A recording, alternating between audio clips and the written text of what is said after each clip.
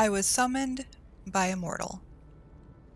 For as long as I can remember, and like all Dremora my memory is keen, especially for grievances, I have faithfully served the officers of my clan, and through them my lord Melagbal. And yet not always, for once to my shame I was compelled to serve another. I was on guard duty at the Endless Stair, an assignment I always enjoy, for I can mock and torment the passing soul-shriven without being held responsible for them meeting their quotas. Leaping out from behind a claw pillar while shouting, "There you are, weakling!" just never loses its appeal.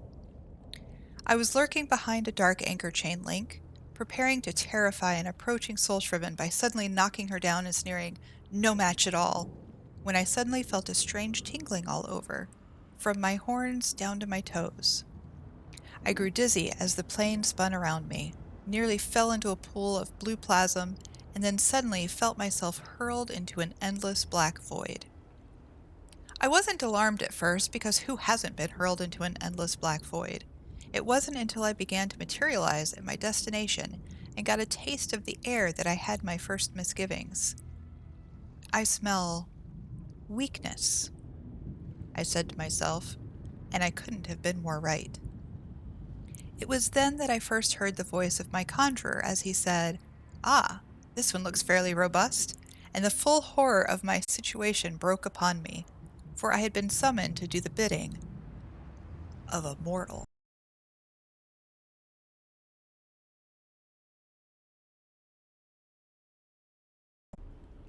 I turned, aghast, to see who had dared summon me across the infinites to Nirn, and found myself face with a tall elf of Somerset. Oh, I recognized the type. I'd abused more than a few Aldmeri soul-shriven in my time, and with gusto, for they evince a haughty arrogance entirely inappropriate in mere mortals. This one gave me a brief, appraising look, and then turned away, saying, "Follow and fight, there are worm cultists that need slaying." Worm cultists. Can you imagine the ignominy, fellow kin? Not only had I been conjured away from my duty by one of the hated elven mortals, but I must serve him by slaying the minions of Mannimarco, our dread lord's lieutenant and viceroy to be. I tried to resist, flexing my indomitable will, but the mortal mage's binding spell was too strong. All I could do was say, "No one escapes," and follow him past a pair of torches into a subterranean maze of tunnels. "You serve the great Vanus Galarian, Dremora," my conjurer announced, quite unnecessarily, for what need had I to know the name of my slave master? But then I reconsidered, and mentally added his name to that long list each of us keeps, the list labeled Vengeance. I followed, not deigning to crouch when my conjurer hunched over to sneak, merely glaring at him and thinking, "I will feast upon your heart." In truth, however, it was as well that I had this elf Vanus to follow, for the tunnels were many and twisting, and though we Dremora are fearless, relentless, and unparalleled among warriors throughout Oblivion, our sense of direction is rather poor. When doing courier duty, I've been known to lose my way right in the middle of the moonless walk and wind up back at the lightless oubliette where I started. In time, this Vanus began to pause frequently, listening, which only increased my irritation and impatience. Finally, he stopped with a "shh" to me, which was completely unfair as I hadn't said a word. But I realized why he'd stopped when I suddenly heard human speech from the tunnel ahead. Hesitating nary an instant, I drew my greatsword and rushed forward, crying, "A challenger is near!"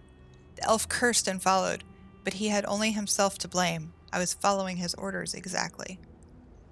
The next minute passed in the red fury that all true Dremora feel when they enter battle, but my usual enjoyment of bloody slaughter was tainted by the knowledge that I was killing those my dreadlord would prefer I didn't. And frankly, that just ruined the whole experience for me. As I lopped off the limbs and heads of the worm cultists, I was aware of the energies of the elf's powerful magics crackling past me, incinerating the more distant enemies. But I was too mortified to enjoy the orgy of destruction. The elf came striding up as I subdivided the final worm anchorite, gloating, "So much for them. Take that, Mannimarco." "There could be no other end," I replied sourly, then felt the strange tingling again as the conjuration that had brought me to Nirn began to weaken. As the bonds dissolved, I took one menacing step toward the elf, But then the plane spun around me again, and it was back into the endless black void. When I came to my senses, I was lying in a pool of turquoise slime, looking up at the smiling face of my superior, Kenry of Zalzorkin.